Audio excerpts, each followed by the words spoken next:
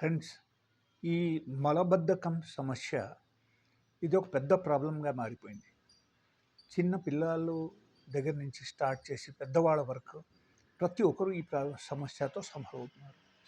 But కొంతమంది aged people specially ఒక వయసు వచ్చిన తర్వాత వాళ్ళకు కొన్ని రోజు మోషన్స్ రాకపోవడం లేకపోతే కొంచెం తింటే వాళ్ళకు పొట్ట ఉబ్బరంగా ఉండడం అండ్ నార్మలీ వాళ్ళకు డైలీ బేసిస్లో మోషన్స్ రావట్లేదు. సో ఈ టైపు ప్రాబ్లమ్స్ ఉన్నప్పుడు నేను ఇప్పుడు చెప్పిన చిట్కాలు మీరు పాటించండి. డెఫినెట్గా మీకు మోషన్స్ ఫ్రీ అవుతుంది. మోషన్స్ ఫ్రీ అయితే బాగా ఆకలి ఉంటుంది.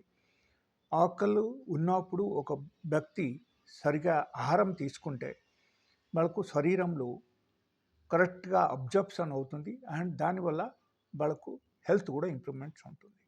లేకపోతే ఈ మలబద్ధకం సమస్యతో చాలామందికి రకరకాల మల్టిపుల్ ప్రాబ్లమ్స్ వచ్చేసి లాస్ట్కు హాస్పిటలైజ్ అవ్వాల్సిన అవసరం పడుతుంది.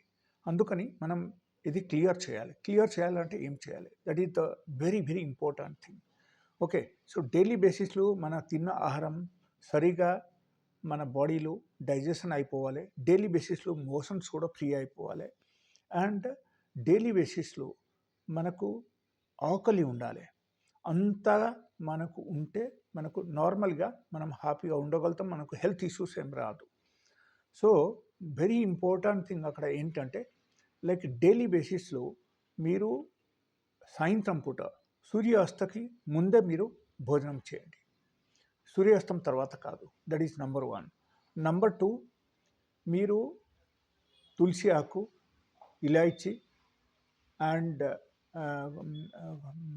కొన్ని లవంగాలు, కొన్ని సోంపు. ఓకే, సోంపు లెటస్ 1 స్పూన్ అండ్ ఒక 4 లవంగాలు ప్లస్ 4 ఇలాయచి అండ్ ఒక 4 తులసి ఆకు. ఇది తీసుకొని మీరు పొద్దున పూట బాయిల్ చేసేసి టీ లాగా మీరు తాగండి.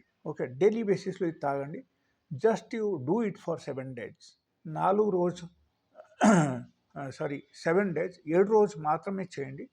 ఓకే, ఈ 7 రోజులు మీకు ఖచ్చితంగా రిజల్ట్ కనిపిస్తాయి. But remember one thing, daily బేసిస్లో మనం ఖచ్చితంగా ఒక 40 minutes to 1 hour మనం ఎక్సర్సైజ్ చేయాలి. ఇది చాలా ఇంపార్టెంట్ విషయం.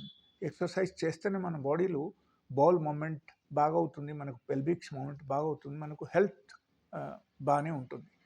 So for the next information, you please subscribe my channel and you can like my channel.